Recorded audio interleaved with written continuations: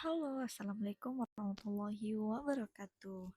Baik teman-teman, pada video kali ini kita akan membahas terkait satu aplikasi yang bisa kita gunakan untuk pembelajaran kawaid, yakni Nahwu dan Shorof. Nah, untuk di aplikasi ini teman-teman, kita tidak membutuhkan website tentunya. Jadi dia bisa diakses secara offline. Nah, bisa teman lihat di sini dekat album. Nah, di situ nama aplikasi itu Nahwu Pintar. Jadi gambarannya itu seperti ini ya teman-teman. Jadi kalian itu bagi kalian bisa install di Play Store untuk Android. Nah, kalau untuk Apple iPhone saya kurang tahu juga teman-teman. Nah, untuk lebih jelasnya mari kita lihat seperti apa gambaran di dalam aplikasi Nahwu Pintar ini.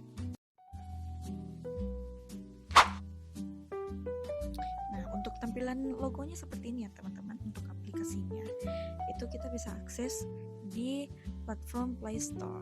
Nah, baik teman-teman. Nah, sebenarnya di aplikasi ini itu bukan hanya membahas terkait kawaid, yakni nahwu unsur nahwu dan shorof. Akan tetapi di sini juga mengakses yang kiroah dengan mufradat. Nah, akan tetapi untuk fitur ini itu sebenarnya bisa berbasis online karena memang materinya itu sangat luas tentunya, dan saya belum pernah mencoba untuk shorof dan mufradat ini teman-teman. Nah, tapi di Nahwu di sini itu banyak sekali materi yang bisa kita akses. Nah, contohnya di sini kata dalam bahasa Arab. Nih penjelasan terkait jenis kata dalam bahasa Arab. Isim, fiil, huruf yang biasa teman-teman dengar itu ya kita bisa akses. Kita coba buka. Nah, dengan aplikasi ini teman-teman, itu kita bisa melihat istilahnya ini mind mapping ya istilahnya ya, bagan-bagan agar lebih siswa atau kita sendiri bagi yang pemula itu lebih mudah memahami konteks dari bahasa Arab. Sebenarnya bagi pemula itu kita ada yang namanya isim fi'il huruf. Nah, itu kita akan jelaskan satu-satu. Di sini saya akan bahas sedikit yang jenis kata dalam bahasa Arab. Ada yang disebut isim, fi'il, dan juga huruf. Nah, apa yang dimaksud isim? Isim adalah kata benda. Nah, penjelasan kata benda di sini sudah ada teman-teman. Itu secara rinci. Nah, isim kata benda yakni lafaz yang menunjukkan zat atau makna abstrak. Nah, maksudnya teman-teman, kata isim itu kita bisa koreksi, kita bisa pahami sebagai kata nama, barang, dan lain semacamnya. Nah, kata kerja. Nah, kata kerja di sini teman-teman pasti paham. Nah, jika di bahasa Inggris itu ada yang namanya verb in. Nah, inilah kata kerja teman-teman. Kemudian antara isim dan fi'il itu teman-teman pasti sudah tahu. Jika saya mengatakan asadun, singa itu masuk kategori isim teman-teman karena dia bukan kata kerja. Fi'il adalah kata kerja yang menunjukkan perbuatan pada waktu tertentu. Jadi kenapa pada waktu tertentu teman-teman? Karena fi'il di sini terbagi lagi atas beberapa. Lanjut ada disebut huruf. Nah, huruf ini kata tugas atau ibaratnya dia imbuhan juga, kata imbuhan kayak semisal ke, dari, apalagi ya, atas mungkin ya, seperti itu teman-teman. Nah, kata tugas seperti preposisi atau konjungsi. Kemudian di sini ada pengantarnya. Dalam bahasa Arab, kalimat terdiri atas kata-kata. Nah, kata-kata ini dapat diklasifikasikan menjadi 3. Itu tadi yang saya maksud teman-teman. Nah, untuk lebih jelasnya lagi, di sini kita bisa melihat teman-teman. Nah, di sini memang betul-betul lengkap. Nah, isim adalah isim zat dan isim makna. Nah, isim zat itu tergolong jadi objek yang bisa diindra. Maksudnya bisa diindra teman-teman, itu bisa dilihat. Contohnya kursi, nama benda mati, Ibrahim, nama orang, terus bertukol, jeruk, nama buah. Nah, kemudian isim makna, nama suatu konsep. Nah, yang tadi itu isim zat berarti zat itu dia nampak ya teman-teman. Contohnya tadi buah itu nampak, hewan itu nampak, manusia itu juga nampak. Nah, berbeda dengan isim makna ini, dia bermakna isim karena dia merupakan sebuah nama. Contohnya nama kota misalkan. Nama kota kan itu berarti kita tidak bisa lihat langsung, oh ini kota ini kota ini. Itu maksudnya. Kemudian ada disebut hati, cinta. Nah, itu ungkapan perasaan. Syarkun, timur, nama arah. Dan ada kibrun, sombong, nama sifat. Ini kategori isim teman-teman. Penjelasannya itu sangat spesifik sekali, sangat rinci sekali. Jadi teman-teman bisa melihat langsung di aplikasinya. Seperti ini. Nah, di sini juga teman-teman kategori isim itu ada banyak. Ada isim muzakkar dan muannas, itu kategori jenis laki-laki perempuan, isim ini. Nah, ketika kita ingin masuk, nah itu tadi sudah saya pencet ke materinya, maka langsung ke inti pembahasan. Nah, dan materinya juga ini itu bisa kita share tentunya. Bisa kita share ke, misalkan kita sebagai guru ingin men-share materinya ke anak-anak, itu sangat bisa teman-teman. Jadi betul-betul untuk aplikasi ini betul-betul sangat membantu, terkhususnya lagi untuk kita sebagai guru, betul-betul untuk pemula itu sangat paham dengan ini, apalagi dengan konteksnya yang seperti ini, warnanya kalem dan juga bagan-bagannya sangat mudah dipahami teman-teman. Nah tadi saya membahas terkait nahwu saja ya teman-teman, kan yang dibahas di sini kawaid. Nah, sebenarnya kawaid itu bukan hanya tentang nahwu saja, perubahan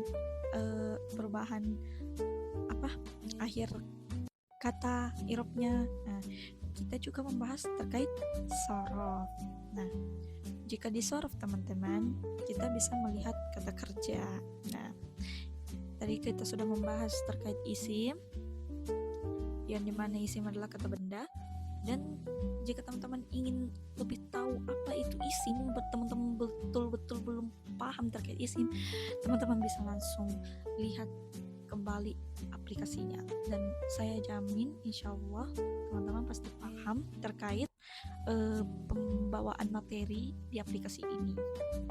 Kemudian kita masuk ke shorof teman-teman. Di sini ada fiil. Nah, kita bahas dulu fiil. Nah, fiil merupakan kata kerja. Nah, fiil itu adalah kata kerja. Tadi disebutkan fiil itu ada kata kerja tertentu. Nah, di sinilah pembagiannya teman-teman. Fiil itu terbagi atas beberapa. Yang pertama itu fiil madi.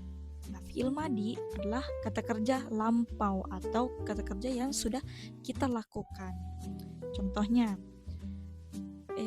saya telah pergi ke pasar.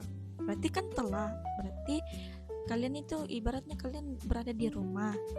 Terus orang tua berkata, kamu dari mana? Saya tadi habis dari ini. Kalimat saya tadi habis. Nah, habis dari itu. Berarti itu kata kerja lampau. Nah, kalau kata kerja sekarang itu teman-teman yang sedang teman-teman lakukan.